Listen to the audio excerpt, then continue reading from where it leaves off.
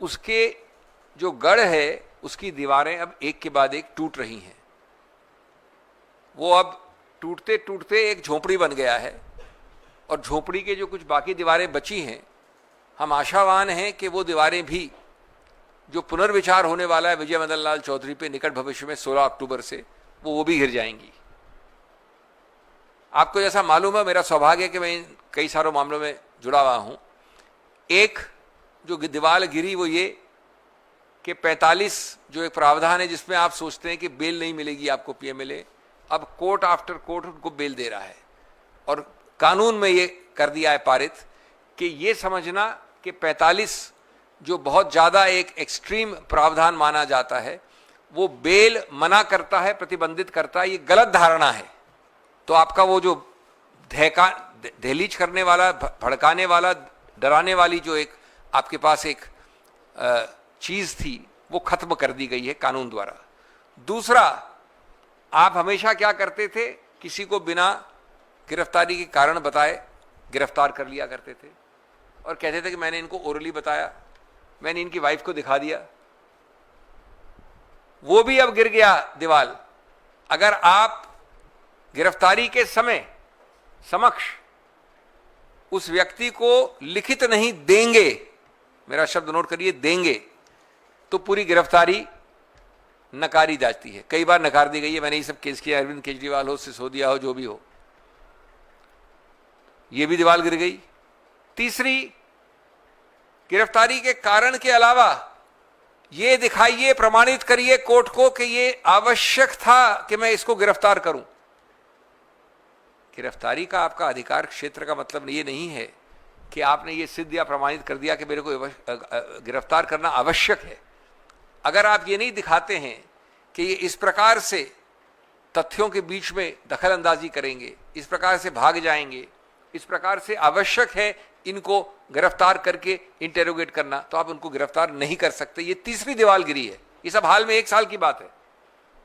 चौथी दीवार, कहा जाता था कि भाई ये तो एक विशेष एक्ट है, अगर विलंब हो रहा है महीनों का, सालों का, ट्रायल चल नहीं रही है, 45,000 से 1.5 लाख पन्नों की तथ्य हैं, 400 साक्ष्य हैं, विटनेसेस हैं, तो भी आप बाहर नहीं निकल सकते क्योंकि ये विशेष एक्ट है।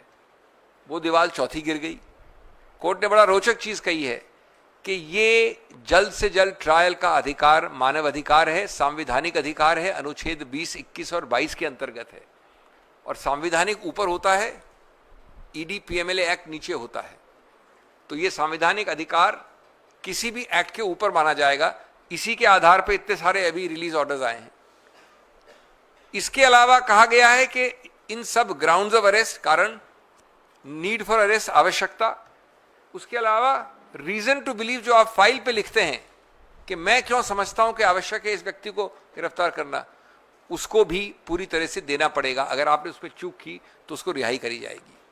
तो जैसा मैंने कहा, इस गढ़ जिससे आप डराते हैं, धमकाते हैं, वो आज झोपड़ी बन गया है और झोपड़ी की जो कुछ दीवारें बची हैं वो भी निकट भविष्य में टूट जाएंगी।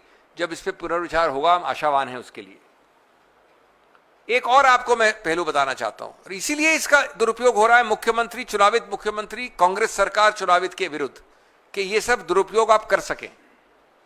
आम कानून में आप आसानी से प्रयत्न नहीं कर सकते, इसीलिए 3 दिन में, 4 दिन में ये आपने एफआईआर रजिस्टर कर दी। अब आपको पता है कि क्या हुआ है, ये मैं नहीं कह रहा हूं, यद्यपि सब केसेस मैंने किए हैं, ये लिखित रूप से प्रकाशित है, कोर्ट रिकॉर्ड में है और इसके आधार पर लोग रिहा हो गए हैं। इसका एक मोडस ऑपरेंडी समझना जरूरी है।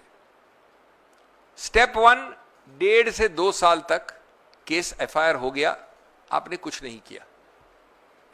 मैं अभियुक्त हूं, ये प्रोसिक्यूटर हैं, कुछ नहीं किया आपने।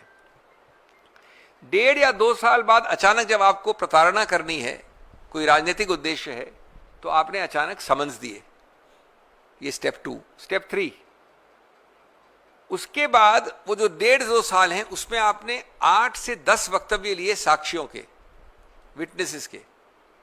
उन्होंने, सबने कहा कि ये इन्वॉल्व नहीं है, ये अभियुक्त, साफ स्पष्ट, ये एक्चुअल केस है। 1.5 साल निकल गए, सबके साक्ष्य उस अभियुक्त के पक्ष में हैं।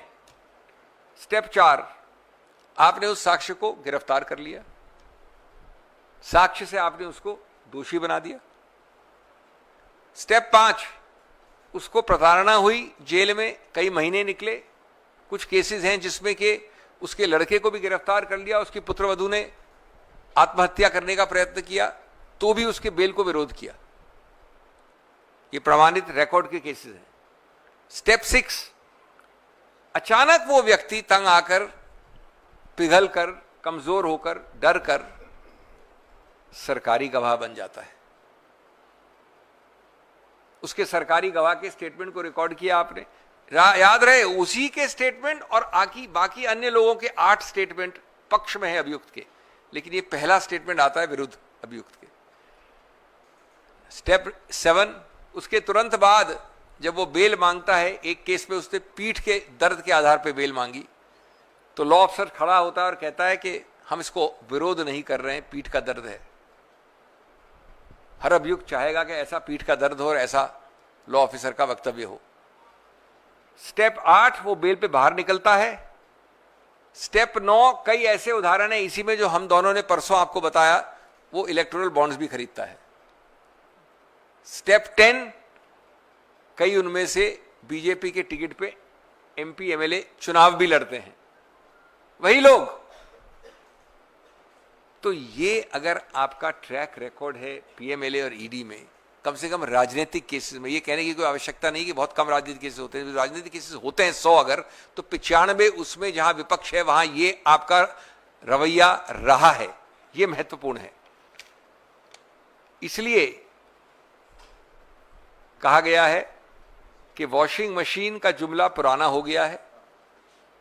बीजेपी अब टाइम मशीन में जाकर ईडी द्वारा दशकों पुराने केस खोलकर जमानत को कुचलने का प्रयास कर रही है।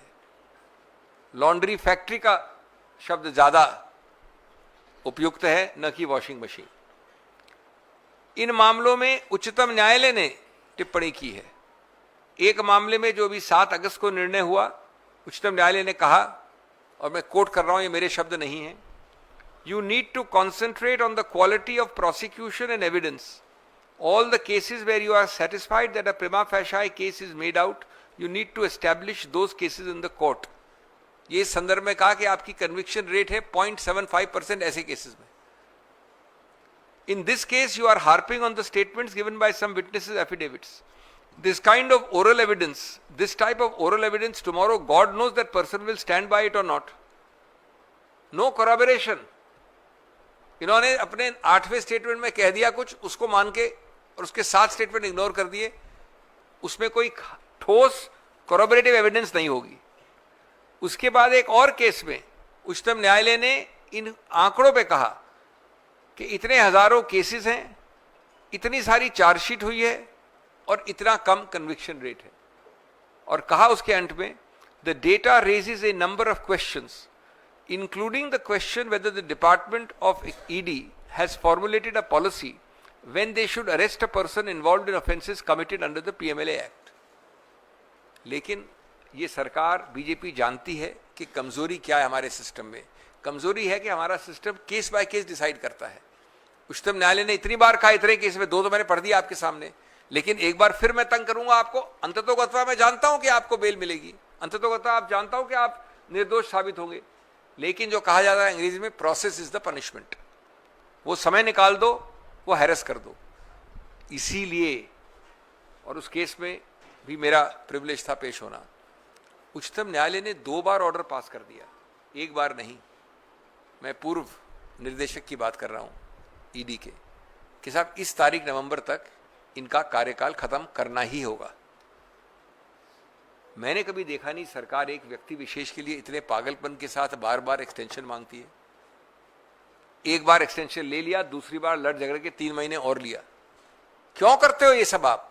इसका उद्देश्य एक ही है, आप एक कृतज्ञता क्रिएट करते हो जिससे वो आदमी आप जो कहें वो करेगा, दुरुपयोग आसान हो जाएगा, आपकी मनमानी आसान हो जाएगी। और इसलिए आपको इस संदर्भ में देखना है, केस क्या है, इन्वेस्टिगेशन आपने क्या किया 4-5 दिन में, क्या आपका ट्रैक रिकॉर्ड है, आंकड़े क्या हैं और प्रोसेस क्या है ये पकड़ना, गिरफ्तार करना, अप्रूवर बनाने का, ये आपको एक सामूहिक रूप से होलिस्टिक पर्सपेक्टिव में देखना जरूरी था, इसलिए मैंने आपको ये बताया। मैं इतना आपको कह सकता हूं कि अगर पीएमएलए और ईडी का डिपार्टमेंट, जो इलेक्शन डिपार्टमेंट कह लीजिए या इलेक्टेड गवर्नमेंट को डिमोलिशन डिपार्टमेंट कह लीजिए, वो समझते हैं कि कांग्रेस से डर जाएगी। ಹೆಚ್ಚಿನ ವಿಡಿಯೋಗಳಿಗೆ ಪ್ರತಿಧ್ವನಿ ಯೂಟ್ಯೂಬ್ ಚಾನೆಲ್ ಸಬ್ಸ್ಕ್ರೈಬ್ ಮಾಡಿ, ಬೆಲ್ ಐಕಾನ್ ಕ್ಲಿಕ್ ಮಾಡಿ।